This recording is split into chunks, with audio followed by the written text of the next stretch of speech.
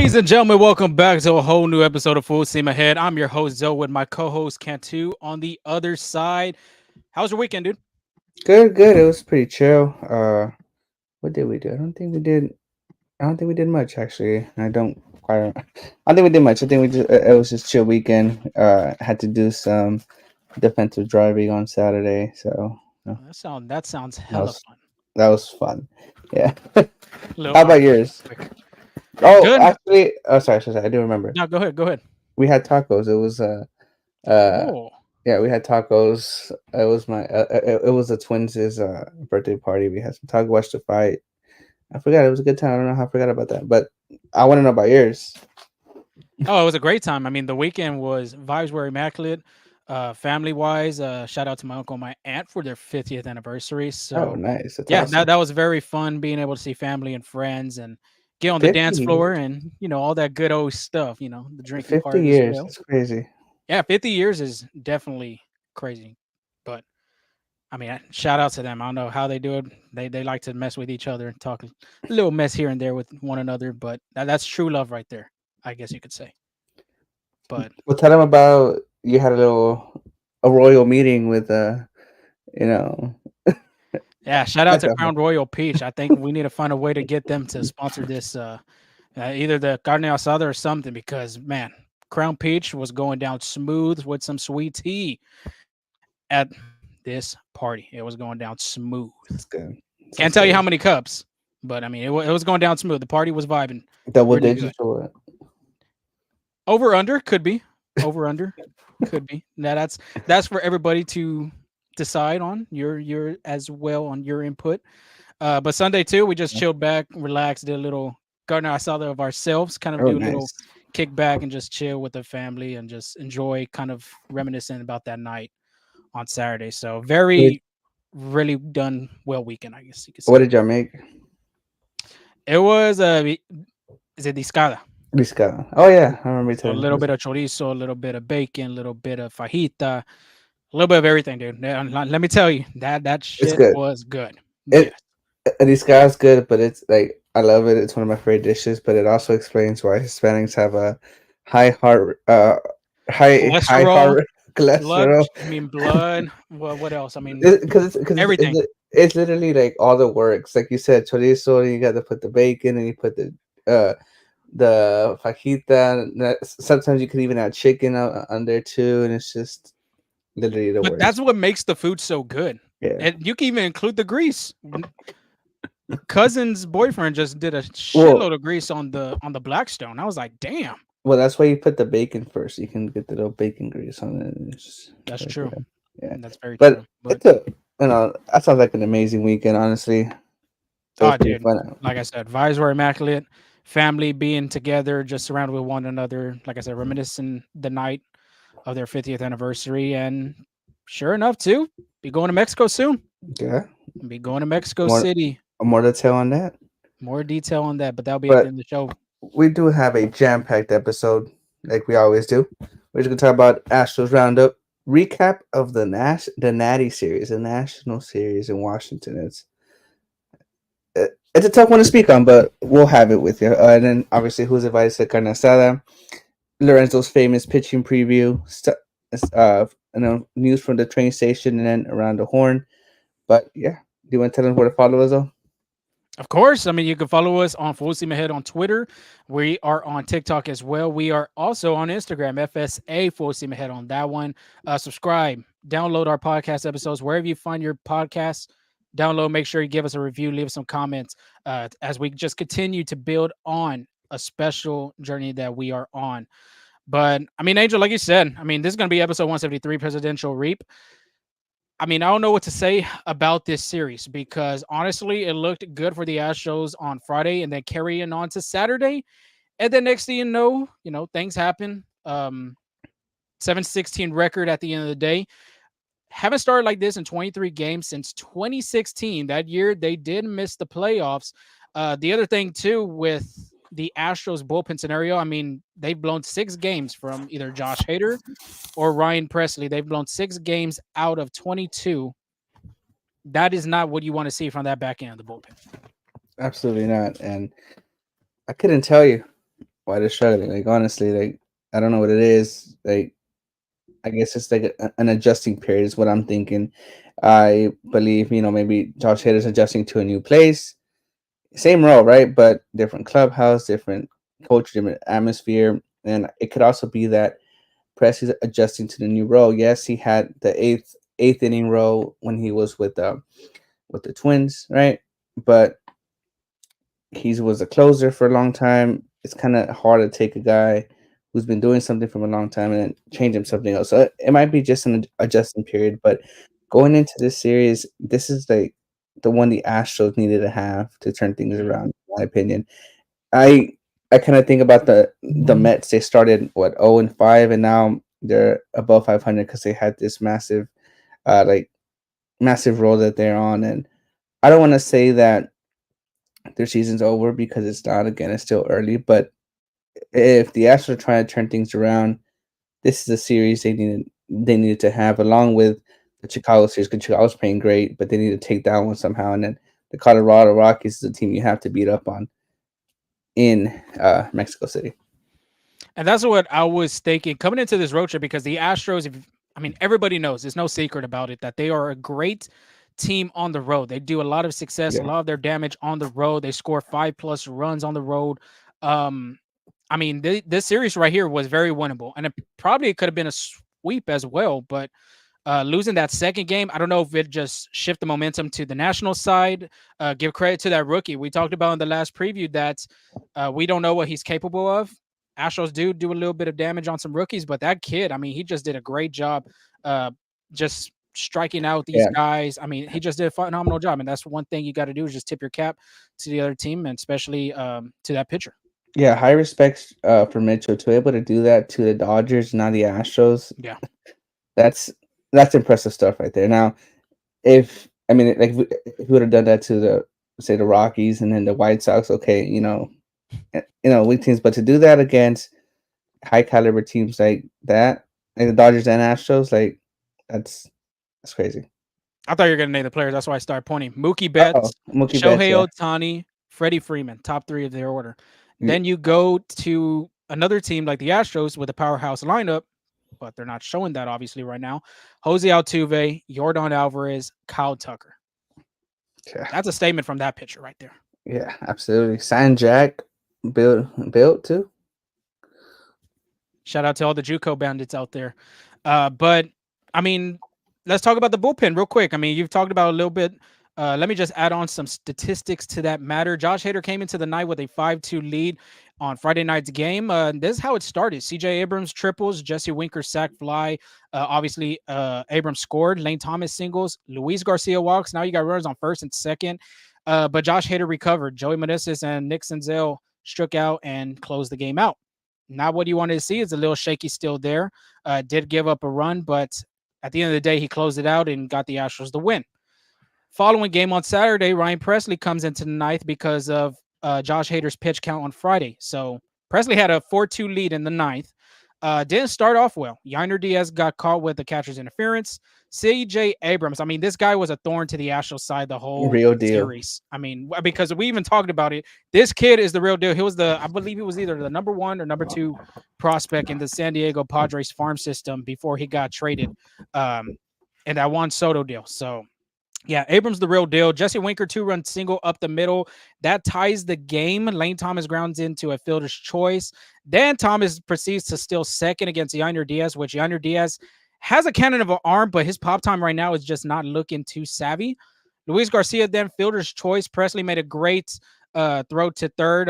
Almost looked like Alex Bregman almost missed the tag right there. It was very, very iffy right there, but Bregman did get the tag down, and then Joey Gallo struck out, but I mean, the Nationals did the damage, and then later on, you know how that goes with the extra inning games. I mean, Angel, you testified to that the last episode that the Astros like have a 1-10 record in extra inning games, and it showed onto the same series. It went from the Braves, couldn't score a run. Same thing here with against the Nats. I will say though, poor decision making on Jose Altuve's point right Yeah, there at third. I know what he was trying to do. Maybe try to make Lane Thomas make a great throw and he did. because his momentum is carrying to foul territory. But like you said, he did. He made a freaking rocket of an arm to home plate. nails Altuve, double play. In that situation, you just couldn't do that because Kyle Tucker was hot in that game. He had two RBIs in game two. So I and wouldn't say that was the best of things for Jose to do. and also in that same game, he almost gunned down Chas McCormick Yeah. trying to tag from second and third. Literally, if McCormick would have been a step slower, he's out. Like the throw was there. It's just he just slid under the tag, and at that point, there's no need to test them. And I get what they're trying to do. They know their record. They know they're struggling. I'm sure Altuve was trying to be a little aggressive there and get as many rubs as they come, but you also have to know who's hitting right behind the person that's on deck, and that's Kyle Tucker. Like you said, he had a game that day, and even when your best guy may be struggling, you always have to give him that chance, right? Because it's never take like sometimes it takes that bloop hit to turn the game around. But yeah, I think that was a poor decision by Altuve. So yeah, real quick, I got the Space City Home Network had did like a little screenshot of the extra inning records through the years. Since 2020, they had 2 wins, 7 losses. 21, that's probably their best, 9-8. 2022, 5-6. 2023, 1-8, and as of right now for 2024, they are 0-3 in extra inning games. Like I said, they got to find a way to get it going. I don't know, like we talked about, maybe playing a little bit of small ball here and there, maybe hit and run situation. The Astros got to find a way to get that run from second. It should not be hard, especially you're getting 3 chances. You pull the ball to right on the right side. The guy from second's going to get into scoring position at third. You got 2 chances right there to hit a sac fly, hit the ball in the air some way, somehow, or just get it through. Find a way. Yeah, but that was on one pitch by Bregman, huh? I can't remember. I think it was one pitch he saw, and then he popped it up over there. So just you need to battle a little bit more on that. Yeah. So real quick, taking the back end of the bullpen because we've talked about bullpen situations, even other players with their bad parts of their game right now, but back end's really not doing their job.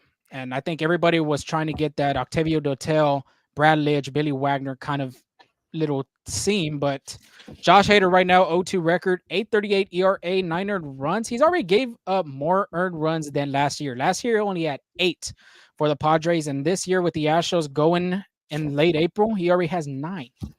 Not great, but opponents are looking at him and they're just salivating with a 297 opponent batting average, which is very shocking. Ryan Presley now 0-1 record, 8.38 ERA, 8 earned runs, 368 opponent batting average. The other guy that's I think he's doing a little bit better is Brian Abreu with a 1-1 record, 491 ERA. He's only given up 6 earned runs, but opponent batting average is a 279. I think it's just this, like you were saying, it's probably a game of adjustments right now for these guys because Abreu was he was in that seventh inning role, setup man role last year with the Astros because I think him and Neris kind of split up more of that time. And Neris was really the guy for the Astros to use as a setup man and then go to Ryan Presley. Obviously, Andrew Yari broke down Ryan Presley going from closer to now setup guy. And then Josh Hader, I mean, at the beginning of the series of the season period, he looked lights out. I mean, he went. Let's go back to that Yankee series. He struck out Aaron Judge, he struck out Juan Soto, and Giancarlo Stanton. And just after that, he just hasn't looked the same. I don't know if his mechanics are falling off. I don't know if he's still trying to get comfortable into this closing role with the Astros. But at the same time, too, it's kind of like, when do we say that it needs to stop being the game of adjustments? Because honestly, you're almost hitting that panic button. You're getting paid these big bucks to get the outs that the Astros need. And as of right now, I mean, 9 earned runs, 8.38 ERA, 0-2 record. That's not saying you're the best reliever in baseball right now. Yeah, and honestly, it could be worse for the Astros, but they had a great season by Rafael Montero, who's has come back from last year's performance, and then Seth Martinez has stepped up big. But I mean, you're right. Like that three-headed monster that was supposed to be the Astros bullpen, the back end, and there was so much hype and was much, it made sense, right? Because Brian Abreu is coming back from a historical season. Him, Ryan Presley was a great closer, and then Josh Hader again another great closer. It's just, I don't know. I mean, like if I had the answer to tell you why they're struggling, I would. But it's just sometimes baseball can take you all the way to the top, and sometimes it can slam you all the way down, like Pretty much in a heartbeat, right? So again, I don't. Again, I'm not pressing the panic button. I know it's 14% of the season's done. I know they haven't started like this since 16, which is a year they missed the playoffs between 15 and 17. But you just gotta you just gotta roll with the punches sometimes, and I'm sure the Astros have. I feel now that Verlander's back, they do have a little vocal leader in there, and I know I want to talk about that a little bit more. And we've seen it in the past in the playoffs where Verlander has stepped up. I think now that and he's been in the clubhouse with them, but I think now that he's participating in the game, I think that could be a difference maker. Yeah, 17 earned runs combined from Hader and Presley and over a 9 ERA. That's not what you want from your setup man, your closer. Even closer too, Ryan Presley is the 2.0 in that Astros bullpen. But no one, I mean, including myself, I wouldn't have thought this was going to be the start of this back end of the bullpen because this was supposed to be the strength of this bullpen, and it is lacking every single time the Astros are in a 4-2 lead, 3-0 lead. Even if they're up 3-2 or 1 run, this was supposed to be the strength of the Astros bullpen, was Okay. those guys right there. And they just have not stepped up. They cannot figure a way out to close any games for the Astros when they need it because they Yeah. need it badly right now, as they have a record of 7-16. That is close to being the worst in baseball. But Angel, we've already broken down what Yeah. teams were like that. And I mean, if the Astros continue doing this, they might be the worst team in baseball. Yeah, and the dialogue's different, like different now. It's kind of funny because when they announced Josh Hader was gonna be the closer, the dialogue around the Astros was like, how are they gonna get to those three guys to close out the games, right? Because they worried about starting pitching, they worried about middle relief, but it's been the complete opposite. Starting pitch has been great, even middle relief has been somewhat great too, and it's just like, oh man, like when is this back and gonna step up so it can be on paper? Now, I do want to say that that Monday game was, I think, a great team win for the Astros. That was like a You great, mean the Friday night game? sorry, Friday game. Today's Monday. The Friday game was like a complete win for the Astros, offensively, starting pitching, and bullpen. And it was a it was a glimpse of what could be like what great team the Astros could be, and it's just a matter of time when that will be more on a consistent basis. Yeah, and we talked about they've been inconsistent this whole season, either from the bullpen, the offense, the starting pitching. I wouldn't say the starting pitching is that great right now because they're like the second worst team in walk rate as of right now. So that is not a great statistic to be on, but at the same time, too, like you say, you got to find the positives, and the Astros need to find a way to get a positive outlook of this series. And not a positive on this start right here. Middle of the order has to step up. And we talked about lineup changes. Does there need to be a different lineup? And Joe Espada has done Alex Bregman in the 3 hole and putting Kyle Tucker in the 4 hole. I'm gonna read you the stats of this series.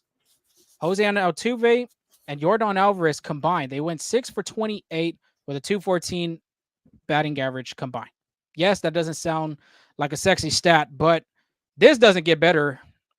The next one, Alex Bregman, Kyle Tucker, Yainer Diaz, and I'll even put Jeremy Pena on there because he batted fifth in the last game. Diaz had a day off. You want to give me a guess how many hits combined those guys got? I mean, that's four players right there, like 8, 9 hits. 6 hits. So basically, they're tied with Altuve and Alvarez. When you have four guys that only combined 6 for 33 with 4 RBIs with a 182 combined batting average, That's not good. those guys are not finding the big hit when they need it. And we talked about that too previous episodes. But let's talk about Alex Bregman because this guy right now is on a slow, slow start for the Astros. Last 7 games, he's batting 154, 3 RBIs, 5 walks. He hasn't had an extra base hit since April 10. And as of right now, he doesn't have a home run in his pocket since spring training. So the power, I don't know where it's at from Alex Bregman. The dad power, the dad strength, the Breggy bombs. I don't know where all of that is at from him, but it is not looking good for him as a player that's trying to seek a good amount of money for his next contract coming into free agency, and even the Astros themselves. I mean, that is supposed to be the meat of the order. When you get your guys on a 1 and 2, 3, 4, and 5 got to find a way to get on, find a way to get those guys in. And Alex Bregman's been one of the guys that has been struggling trying to do that for this team. Let me give Yiner Diaz real quick before I get your input. Last 7 games, 222 batting average, slugging, 259, 2 RBIs, 2 walks. If you take away his double from Friday's game, which was an extra base hit, he hasn't had one since April 11. That was a home run. So what the Astros are missing here, I've said it, extra base hits. Extra base hits is either going to be a double, a triple, a home run. That's going to be the part of trying to get these guys, getting your RBIs, getting those guys in to put runs on the board for this team. And right now, if you take away Kyle Tucker, because Kyle Tucker in his last 7 games, he's been hitting over 260 with some RBIs. If Alex Bregman and Yiner Diaz could find a way to get some type of RBI production, then this team would look different. Then the record would look different, and the offense would look different. Okay. I agree with you. And then just to give you, just to, preach to what you're saying, I saw a Twitter post by Jeremy Broadham. He said American League teams leaders and runners and left on base. Astros 181, Tigers 159, Yankees 158, Mariners 158. That just goes to show how big the problem is for the Astros in that And aspect. what stat is that though? American League team leaders and runners left on base. Okay, so yeah, that's not a good stat. Absolutely And this not. offense, I mean, with a struggling Jose Abreu already, Altuve, and I've said this before, Altuve and Alvarez can't do everything for this team. And I still firmly believe that they need to find a way to put Jordan back in the 4 hole. I think that's going to be the best bet for the Astros. And I've said it, maybe putting Jeremy Pena in the 2 hole, maybe putting Kyle Tucker in the 2 hole.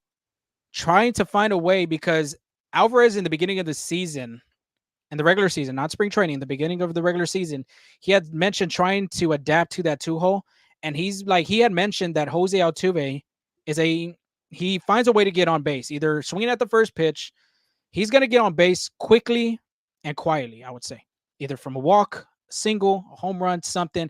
Alvarez is already in the on the deck circle, ready to get in the batter's box.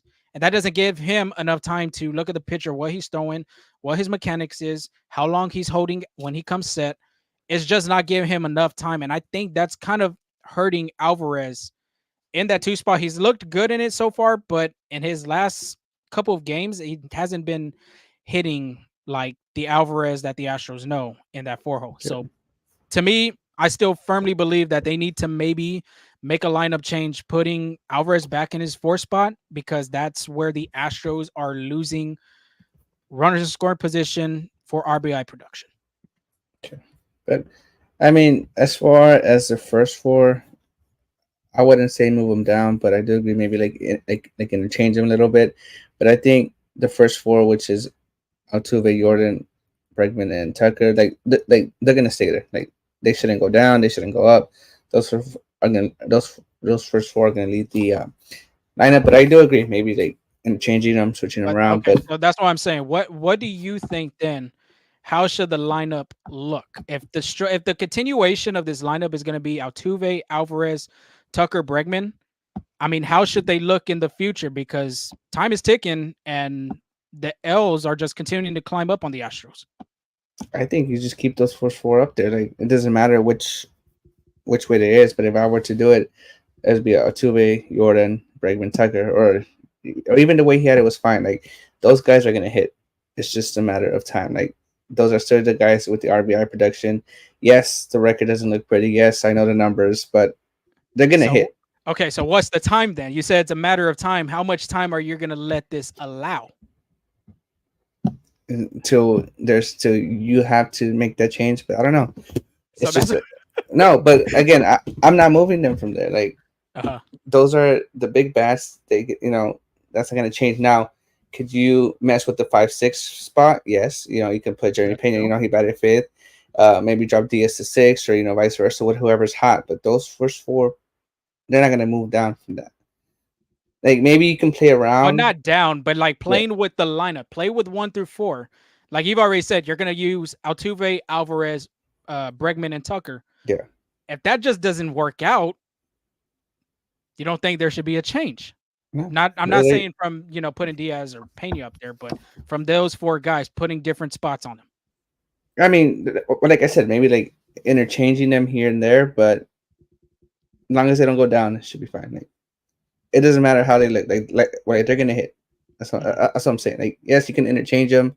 I say Altuve is gonna be lead off the entire time, and that's not gonna change. Yeah. So so you can play with 2, 3, 4. That's pretty much it, and then whatever's working. Yes, let us know in the comments. What do you think? Should the lineup stay the same? If you want to play with the lineup, let us know. What do you think? Should it be Altuve, Alvarez, Bregman, Tucker? I mean, let us know what your lineup would look with those 4 Yeah, hitters, possibly 6. feel free to vent. Like again, Please. This let is us the know. episode we've talked about. This is a safe space. It's a safe space. Safe space. Just let us know what your thoughts, feelings. I know we got a few people online. Well, more than a few, right? But let us know. I know some fans are already frustrated. Like I've seen the tweets, but let us know. Yeah, But is it time for the carne asada? Is it? I think so. This is gonna be my third Carne Asada already. So let's bring it. There's some music this time. What Hold you on, got? I got the music. I got the There you music. go. I Bring it up. I Bring it had it. up. I had it. I had it. Oh no, I don't think everybody wants to hear Piano Man.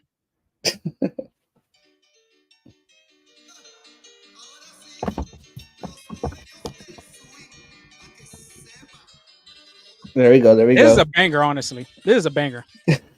Absolutely. But Now, Dwayne had that before, swing. before we move to the carne asada, I just got a text from the wife saying lineup should stay the same. So Okay. that was the first comment. Yeah. Shout out to the wife. But let's start with Justin Verlander. He's gonna be cooking the meat. He's gonna be with his dad apron on the grill. Moving on, It'd be before we like go, kiss the chef. I forgot to say what type of apron you think Verlander would rock, but you take a kiss the chef. That's my guess. You know what? I'm gonna say one where it shows like a little beer belly, little little funny one picking out. Yeah, but Justin Verlander, he's 1-0 in his first start. 6 innings pitched, 4 hits, 2 runs, 0 walks, and 4 strikeouts. Which, again, it was needed for the Astros because they needed some to stabilize that rotation. And although yes, they lost 2 out of 3, all stars went 6 innings plus, so which is or like 6 innings, so which is good. To get that bullpen some much needed rest. I know they have some days off mixed in, which is good for them too. But it was a great start. And then I also want to. I know he's not invited here, but I didn't put him on the list. I forgot. But Hunter Brown, shout out to Center Hunter Brown. I mean, he did pitch on short notice. I know he was there early, but Very short notice. still gave the Astros a great chance to win. The tortillas, you can't have a good and see. Well, you can't have a good kind of side without tortillas. But what meat do you want this week before we move on? I'll I let don't you know. pick. I mean, you're usually the guy that's on the grill, so Ooh, let's go we with already did carnitas already. we did. Justin Verlander looks like a what? Maybe like a steak guy. I was gonna say a Is it tomahawk steak. all right? Okay, so we're on the same Just page, cut right? it up. You know what? So we can't have tortillas for tomahawk steak, but I mean, if you chop it up, but I don't think anybody's gonna eat a tomahawk steak chopped. absolutely not. But let's put it anyway. So Chas McCormick actually had a great series. He was 5 for 10, 500 batting average for all those math whiz out there, 2 RBIs and a stolen base. Again, I think him being in that bottom order of the lineup kind of limits production a little bit, especially since like Lorenzo just told us that some of like those first 4 guys are kind of struggling. So usually Chas McCormick is hitting with either a runner on first or no runners on, but he did come through when he needed to with 2 RBIs. Who's going to be bringing the Rice? Ronel Blanco, again, another great outing. Been one of the most consistent pitchers, if not the consistent pitcher for the Astros this season. 6 innings pitched. Consistent guy at the carne asada too. Oh, absolutely. I think he's been what, every week? I kid you not. He's almost been in every segment that we've done. Almost. Hey, he's a party animal. He's a party animal. Doesn't miss one. Love it. Love it. 6 innings pitched, 5 hits, 2 1 runs, 3 walks, 6 strikeouts. And another guy. I don't know. This might be a surprise but he's been playing center field a lot more, and that's Mauricio Dubon. I think I think he's been taking advantage of that opportunity. He's 3 for 8, which is 375 batting average, 1 RBI. He did not play in that Sunday game, so I think that's what limited his stats a little bit. But he's looked good in center field. Like he's shown the range, he's shown like the arm ability as well. So I like unless Jake Myers shows more offensive production, I think that's how it's going to be as well. And then lastly, Kyle Tucker. I know you said he's struggling, and I know you said that out of Bregman, Tucker, Diaz, they only had 2 hits. Well, Kyle Tucker went 4 for 11, so he had 4 of those hits. 363 batting average, 2 RBIs, and 2 walks. So a great thing that I'm seeing about Tucker is he's getting on base by using the base on balls a little bit more, and I think that's just because. And actually, it might be like a little bit of protection with Alex Redmond, but when he is in that 4th row, he has no protection and he's still getting on base, which is always good. Like, he has a keen eye at the plate.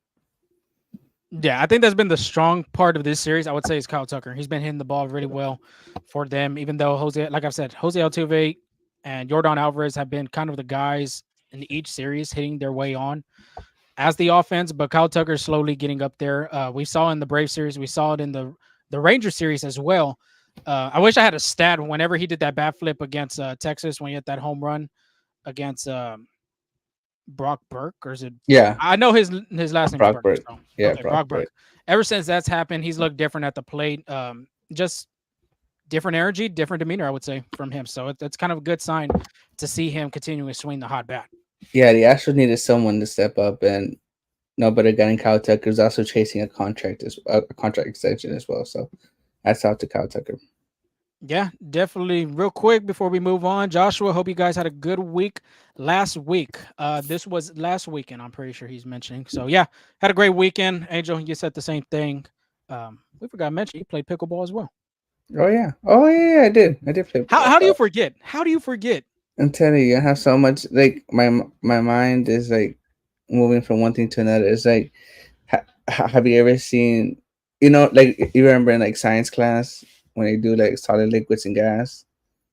Your brain's gas right now. Yeah, yeah, it's just moving back and forth crazy. So yeah, That dad memory.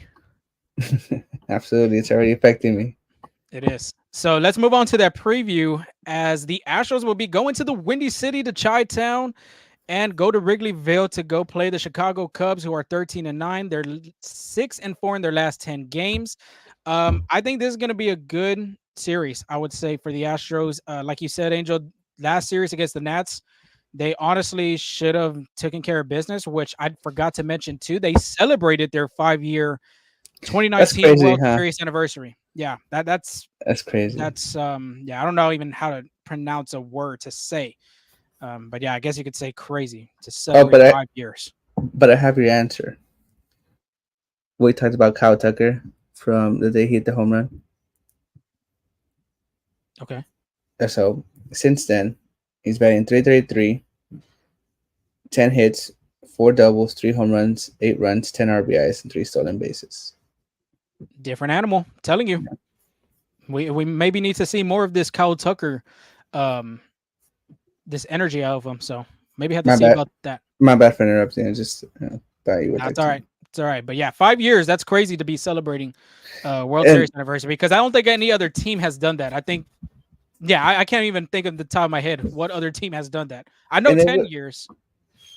Yeah, and it wasn't even the anniversary. It happened in November. It just happened to put it when the Astros came to town. Well, they figured they'll probably sell out some more tickets. Yeah, the way they've been playing, they had a winning series against the Dodgers, and then they had a winning series against the Astros. So it happens. But let's move on. We're not focused on the past. We are moving to the present. And Tuesday, 6:40 start time, we got JP France on the mound for the Astros. 0-2 record with a 7.08 ERA. He'll be going against Jordan Wicks, also with an 0-2 record, 5.29 ERA. So there could be a possibility one of these pitchers would begin their first win of the season. But let's talk about JP France real quick. Let's start against the Atlanta Braves. 5 innings, 4 hits, 2 earned runs, 1 walk, 4 strikeouts. This, I believe, was probably his best start since the first start of the season. As of we know that he struggled against the Rangers both times. So it was good to see JP pitch a great game against the Atlanta Braves. And for me, this pitching series, I guess you could say for France, he's gonna have to limit the walks.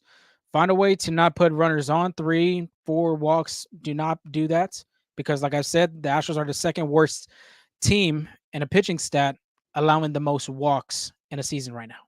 So that's what I got to say about JP. Anything you want to add, Angel?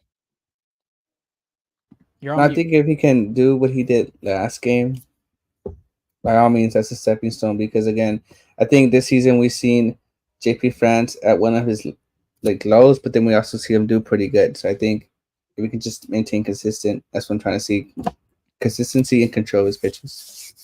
Exactly. If the combio, the changeup is working, then JP French should have a good night. But last start at Arizona for Mr. Jordan Wicks. He was 4 1/3, 5 hits, 2 earned runs, 1 walk, 5 strikeouts. He only threw 77 pitches, which is crazy because I thought he would have gone another inning. But he has yet to pitch 5 innings this season. Everything's been 4 1/3, 4 2/3, and 4 innings. This is his second start at home at Wrigley. For him, what's going to be working is going to be his off speed. He has a 4 run value, 98th percentile according to StatCast. The changeup is his best pitch. He likes to throw that changeup outside, low of that corner to righties, and then the lefties. He usually doesn't throw a lot of changeups, but more to the righties. The changeup has a 53.1 whip percentage, 85th percentile in chase rate, mainly because of the changeup. So he's going to continue throwing that and pounding it to righties, but with lefties. This is a good little bit of success for Mr. Kyle Tucker and Jordan Alvarez. Lefties against Wicks, he has a 406 WOBA. So there's a great opportunity for those guys to tee off. And I think Tucker and Alvarez love having that lefty lefty matchup. Yeah, and a big part of that is like you said, that changeup is crazy. Like it's great, but he's only throwing it one time to left-handed hitters. So maybe why he has little success there because he tries to mix in that sinker in there and then try to get him with that slider. So you're right. As long as they can sit fast, sinker. I mean, moves kind of fast like a fastball. Yeah, should be good success. Definitely. And then Wednesday, 6:40 start time again, you got Spencer Rigetti for the Astros. We'll talk about that on the train station. 0-2 record with 11.57 ERA. He'll be going against Jameson Taillon with a 1.0180 ERA. Arrighetti, his last start versus Atlanta, I think it was pretty solid. If you take away the walks, 4 innings, 4 hits, 2 earned runs, 2 walks, 5 strikeouts. He looked better on the mound. For him, I'm going to have to say he has to find a way to get past 5 innings. If you get past 5 innings, even reach that 6 inning mark, I think that's a great start, just depending on how many runs you give up. If it's two, I would say less than 3. I think that's what you're targeting if you're Spencer Arrighetti. But for him, he needs to make an adjustment for the second time around through the order. He does a good job in the first part, but the second part, that's when the opposing team does adjustments on him. 420 opponent batting average, 571 slugging. He needs to utilize that fastball. He has a great four-seamer that averages about 95, 96 miles per hour, 2.2 inches of the horizontal movement, I would say, and then expected batting average with it is a 175. So continue to pound that zone with that fastball that you have that's got you to the big leagues and being the top prospect in the Astros farm system. I think he's going to have to utilize this more in this game. I'm calling it now. I'd say my prediction is Arrighetti throws 6 innings pitch, allows 2 or less runs, and 5 strikeouts. I'll go 8 strikeouts. 8. I think he could. I could think he could blow that fastball by some hitters and fool them with that cutter as well. But like Angel said, I mean, it could possibly be that stat. But if he just continues dialing that fastball, I think he should done a great job. Taillon, on the other hand, his last start versus the Miami Marlins, 5 innings, 3 hits, 1 earned run, no walks, 4 strikeouts. That was his first start of the season, shockingly. Oh wow. Yeah, he's coming off the IL with a back strain, but there's not a lot of stats about him. But we can look at last year's stats. First time through the order. I mean, it was not good. 508 slugging off of him, 534 ERA. So the Astros are going to have to find a way to take full advantage of being that first time through the order because in the second round, he kind of does make an adjustment. He does have a 6-pitch arsenal, which comes from a 4-seam fastball, cutter, curveball, sweeper, changeup, sinker. So that is a lot, but he doesn't utilize that changeup or sinker that much. You're most likely going to see a heavy dose of that fastball, curveball, and cutter mix. But Thursday, it's a 1:20 start time because the Astros do have to travel to Mexico City. And the Astros will have Justin Verlander on the mound with a 1.03 ERA. He'll be going against Javier Assad. This guy is an interesting starting pitcher for the Cubs. We'll talk about his stats here. 1.0 with a 2.11 ERA. But for Verlander, real quick, Angel, his last start versus the Nationals, 6 innings, 4 hits, 2 earned runs, no walks, 4 strikeouts.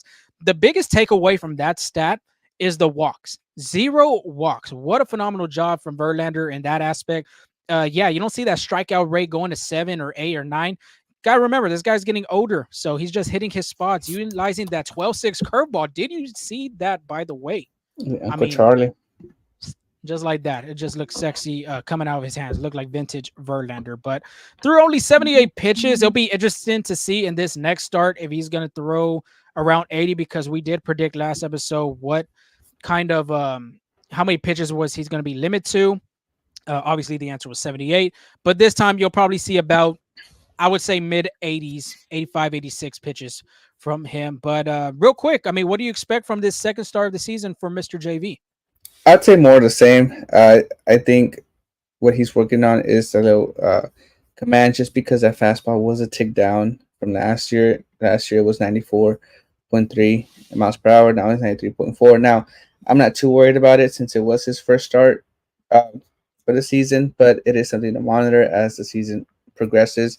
You know, a big thing of Justin Verlander's arsenal is using that fastball to either surprise hitters, strike him out, or you know, setting up his other pitches. But when that fastball is not, you know, to your to the level that Verlander has had in the past, it could be a little effective. Now, he did hit 95 in his last pitch of the game, which is pretty phenomenal. Not pitching and finishing off the game like that. So I'm not too worried about it, but it is something to look forward to. Yeah, I think this season in general, I'm not gonna say he's gonna throw 97 plus, 98, 99. I mean, pretty sure occasionally here and there, but I don't think you're gonna see that Verlander that used to do that, blowing fastballs by hitters. I'm pretty sure he still can, but it's gonna be more of this year. I'd say it's gonna be the command, hitting your spots. I think that's gonna be the biggest takeaway for Verlander to have success this season for the Astros. Absolutely. But real quick on Javier Assad, because this guy has been a great spark to the starting rotation for the Chicago Cubs. Last start versus Miami, 4 2/3, 3 hits, 1 earned run, 3 walks, 3 strikeouts. Like I said, he's been a fantastic addition for the Cubbies. Generates a lot of soft contact, not a lot of hard hit balls at all. He only has a 26.4 hard hit percentage. That is top 7% of Major League Baseball. Great movement on his four seamer. The fastball run value does have 484.6 exit velocity with a 194 WOBA. I will say about this for Assad, though, he does struggle against lefties. So, Alvarez, Tucker, Singleton, if you're listening, he does struggle against lefties. He has given up 4 extra base hits, 2 home runs. Them are the only home runs he's allowed this season, and a WOBA of 349. So, great opportunities for those guys in the 2-4 spot of the order to do some damage and get some RBI production some way, somehow.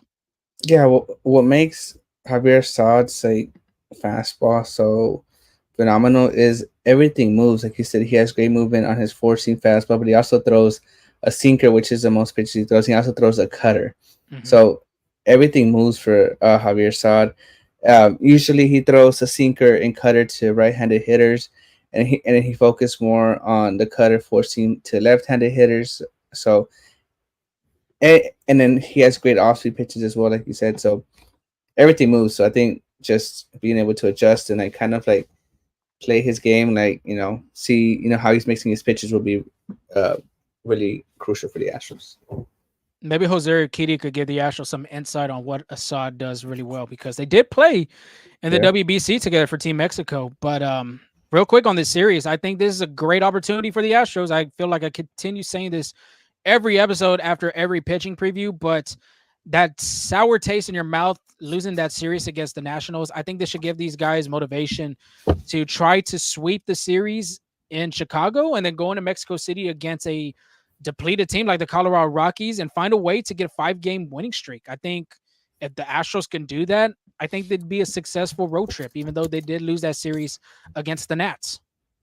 Yeah, and then no easy task, because I think the Cubs are in second place in the division. They are second in the NL Central by a game and a half. They're 13-9, and I mean they still have Cody Bellinger. They still have a pretty good offense there, so they can't be taken lightly. But you're right. I think this is they need to get it together on this road series, and I mean they kind of gave you a glimpse in that first game with the Nationals, but it just kind of fell apart in the other two games. But hopefully, it's they turn a chapter on that. But let's move on to news from the train station. It was formerly known as Astro News, but we're trying to find a name. If you have any name ideas, let us know too. Sounds I don't know. We're struggling so like I know we're trying to make it something fun, creative, right? But I don't know. I don't know why we've been struggling with this one. But from the train station, Christian Javier lands on the IL. I think this was a kind of a surprise for most people.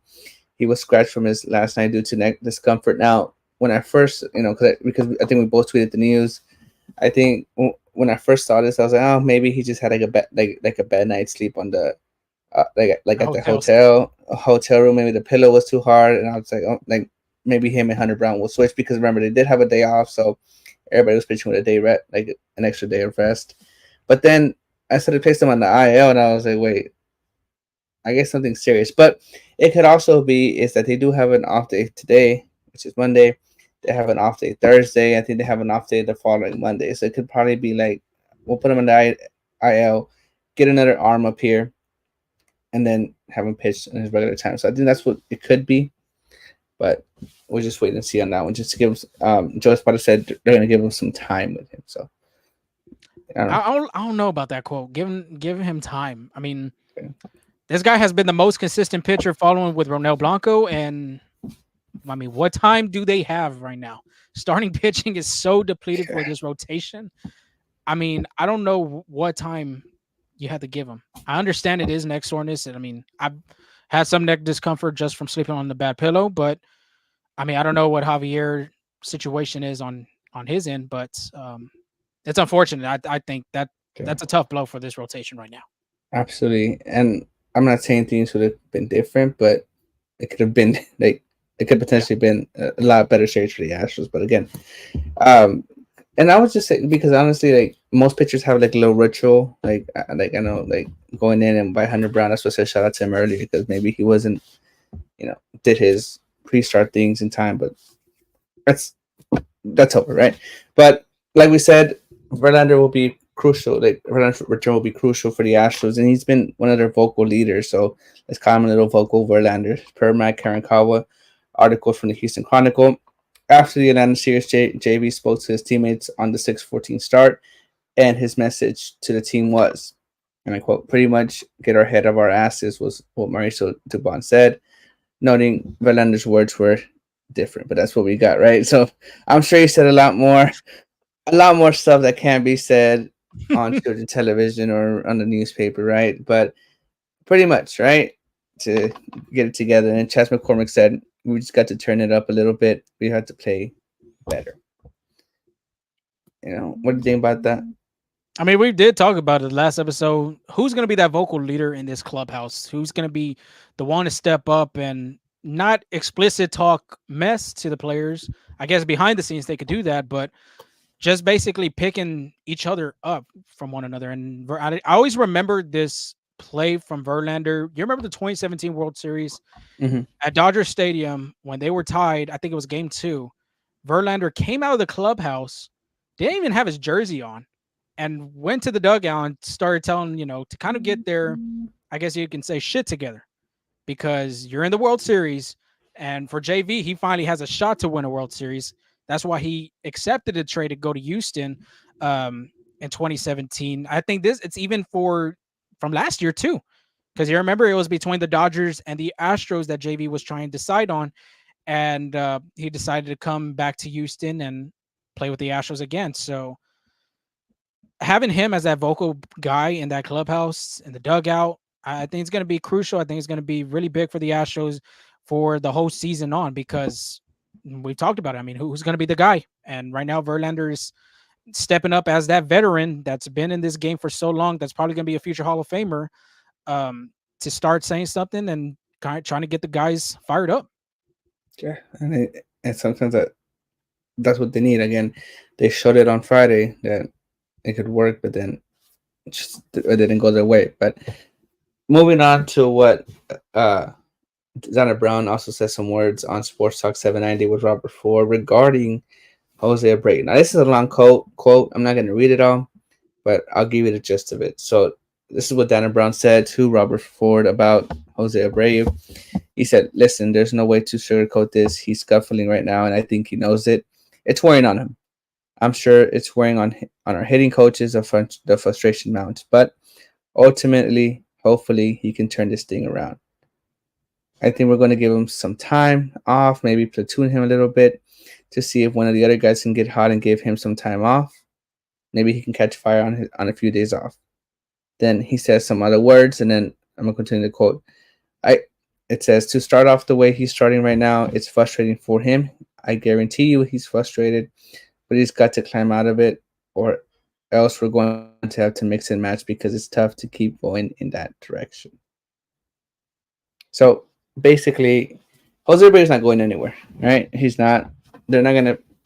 They're not gonna pay him that money to be in AAA or to be designated for assignment to be put on where like he's not going anywhere. It's just a matter of time that he needs to get it together, or maybe his role as a starting first baseman will be slowly tickering down and give another guys a chance. But maybe you see, um, I mean, Dubon played some first base last year. Now, do I see him playing consistently first base? I do not. Maybe you want to save Yanir Diaz's legs a little bit, give him some first place time. I think I have a little bit more confidence in Yanir Diaz than Mauricio Dubon at first base.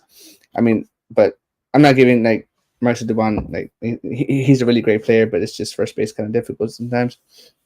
Or even maybe Joey Looper Peter can come up, right? But they're gonna weigh their options, especially if Abreu can't turn it around, and they're gonna see what they got because John Singleton again, there's little production from there too, but it's just a matter of he needs to get it together. And again, like we've preached this numerous times, he's working hard, he's watching film. It's just I don't know. Yeah, I mean Dana Brown and Joe Espada. We didn't even mention this the last episode. They kept saying, "Look at the back of his baseball card," regarding his stats. Through his years as a baseball player, but 68 batting average right now. Last year in April, I was looking at it right now. He batted 231 in that month, and then the next month was May, and he batted 180. So I don't know if up in age is already getting to him, and he's starting to regress. And I mean, I don't know. I don't know what to say about him. Like you've already said. I mean, we've seen him both with our own eyes that he's always hitting early on the field and doing the work. Hitting coaches are working with him. Jeff Bagwell's even working with him. Okay. I mean, we've seen it all, but at the same time, too, it's kind of like if the Astros are going to continue in this direction of saying Jose Abreu is still that guy, he could still be that guy. It just needs to be a little bit more time.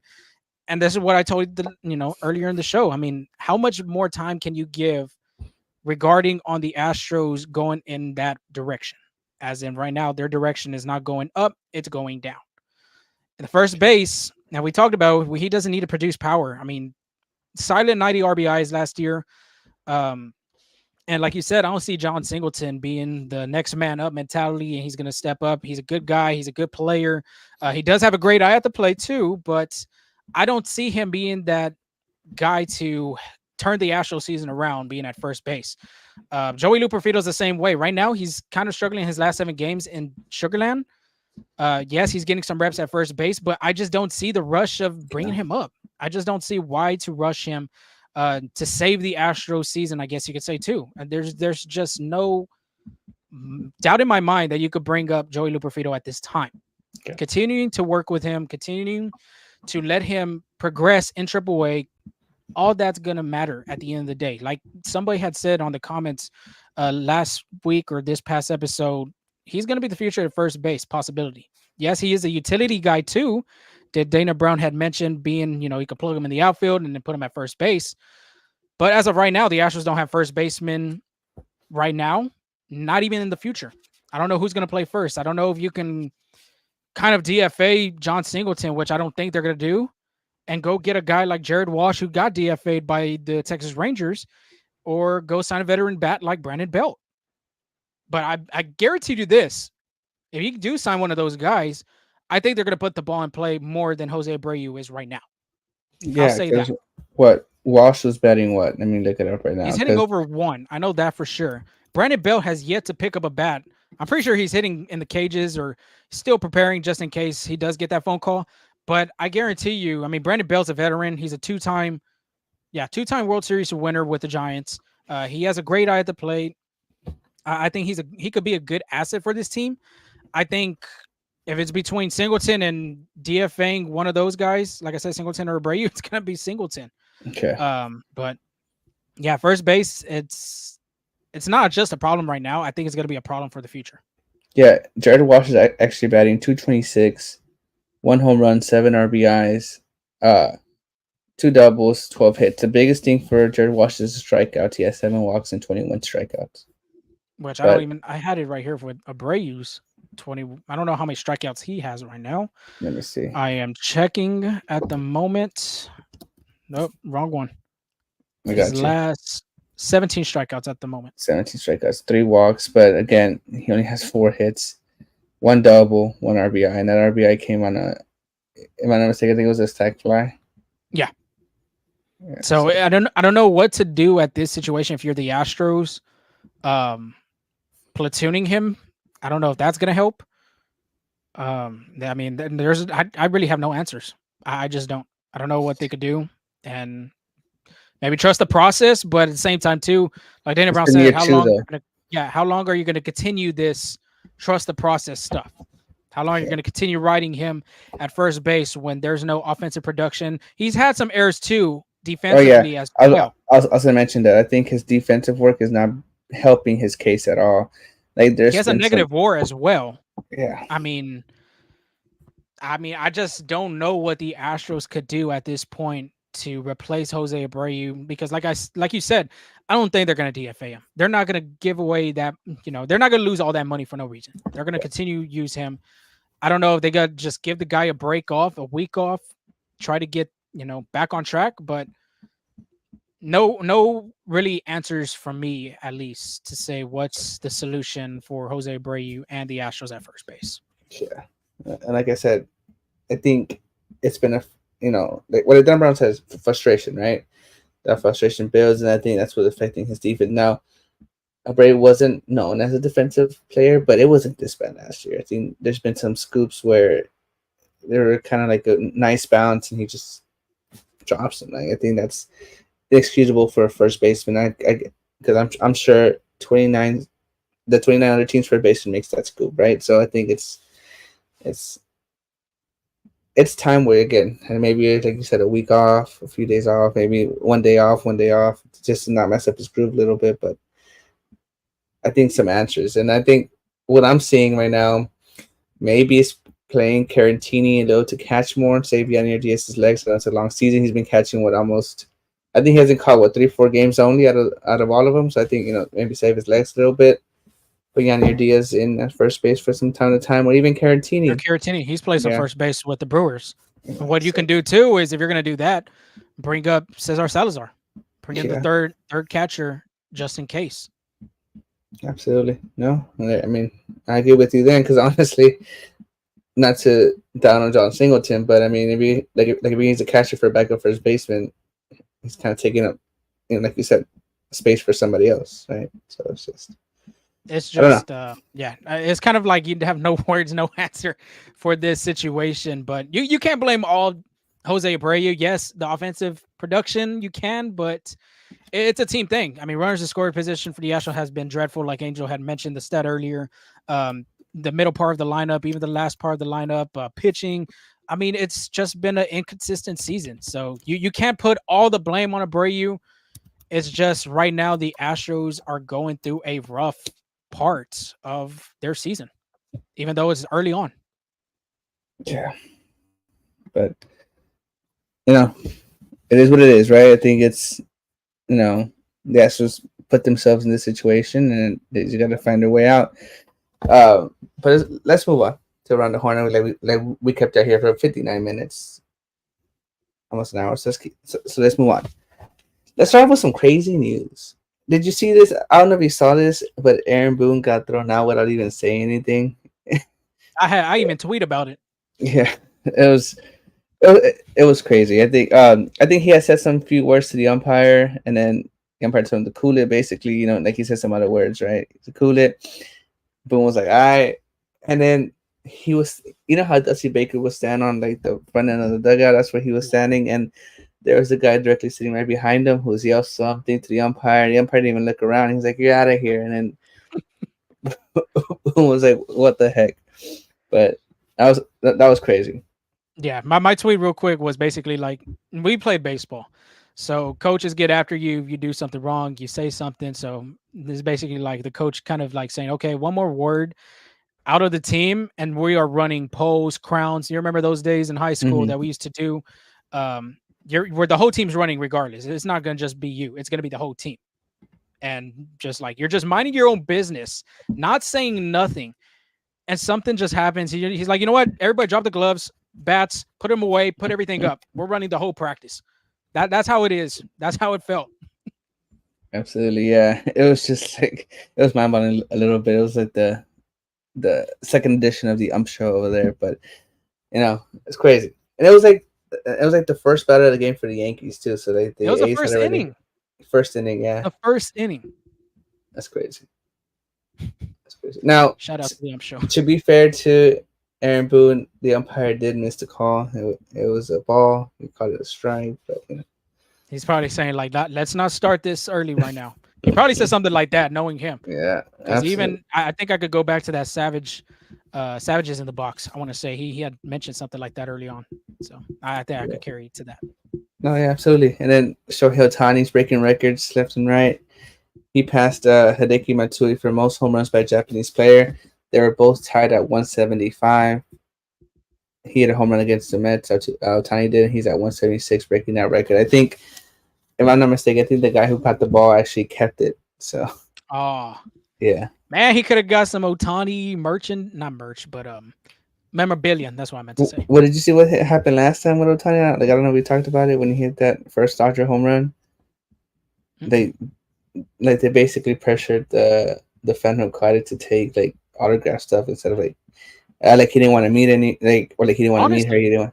Yeah, like dude. why not? Why not take it? Yes, you get a piece of history, but at the same time, you're giving the guy that hit the piece of history, and then you're getting memorabilia out of it. You get to, you get to do something like that. You get to frame it, Yeah, or even, then you could tell your grandkids, "Hey, caught this ball, and I yeah, got all this stuff." that's I cool. thought Yeah, that would have been cool.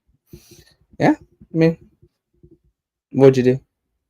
I think I just explained my answer. Oh, yeah, yeah, you're right. You did. You? Yeah, I probably do the same. You're right. Yeah, but another team got the Nike City Connect jerseys, the New York Mets, and honestly, I'm not a real big fan of these. Right. On They a, were on a, okay. okay, on a grade scale of 1 to 10, what do you grade them? I think a 6, 5. That's being generous a little bit. I think I'll give it a 7.5. I know what they were doing. I've been to you haven't been to New York though, right? I haven't been to New York since I was a kid. I was probably like 8, 6, 5, 9 around there. Yeah, so it kind of like paid tribute to the city, Queens, the bridge, the subway station. I thought that was pretty cool. The hats look nice. I would say the hats look They nice. do. And what was cool about it, people didn't realize that underneath the hats, it has like the color of the train station that usually take the green, the orange route, the pink, or the red. And it's underneath the hat because obviously the subways are underneath the roads. So That's that's pretty why they nice. did that. So that's pretty cool to understand about that. Yeah, it's pretty nice. And did you hear Yeah. about Acuna breaking a record? Yes, I did. Yes, I did. 190 stolen bases, which is Shoot, what putting 70 of them were just last year. yeah, absolutely. Which is the most in Atlanta Brave history for the Braves. That's crazy when you had a guy like Andrew Jones there, which is speedster But in center Acuna, field too. I think Acuna has more speed than Andrew Jones. Vintage Andrew Jones. I think so. I think so. Yeah, I can see that. Too bad they don't have their 60s back when they were like coming up with the Braves. Yeah, I that'd be will nice say to get that. Andrew Jones does have history being the youngest to hit a home run in the World Series. There you go. There you go.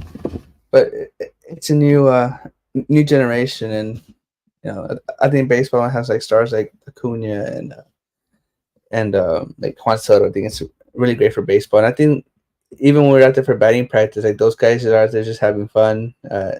Acuna, Osuna, Albies, even Oh Arcia. yeah, They're just out the there. the Atlanta one. Yeah, Yeah, out there having fun. it's what baseball is all about. Just having fun. The Astros, they're having fun, but they're pressing on having fun. Well, They're I don't think they're they're having fun right now, but yeah, with the record of what they're at, maybe it'll change. Maybe it'll change. But that is the end of our show. Real quick, I guess announcement wise, we'll do a show on Tuesday night. We won't do a series recap for the Rocky series because I will be traveling. So yeah, that's the reason why on that part. So we'll do the Cubs one on Tuesday night, and then we'll do maybe we'll do a small little recap of the Rockies, but we won't do live. We won't do no recordings, no nothing like that until the Cleveland Guardian series. So announcement right there.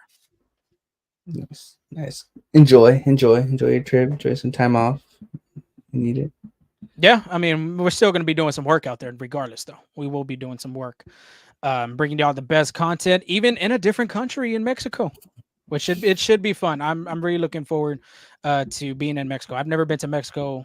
I really don't even count Cancun, but being in Mexico, going to Mexico City, Monterrey, I think it'd be a blast. That'd be nice. Any recommendations since you've gone a little bit of times?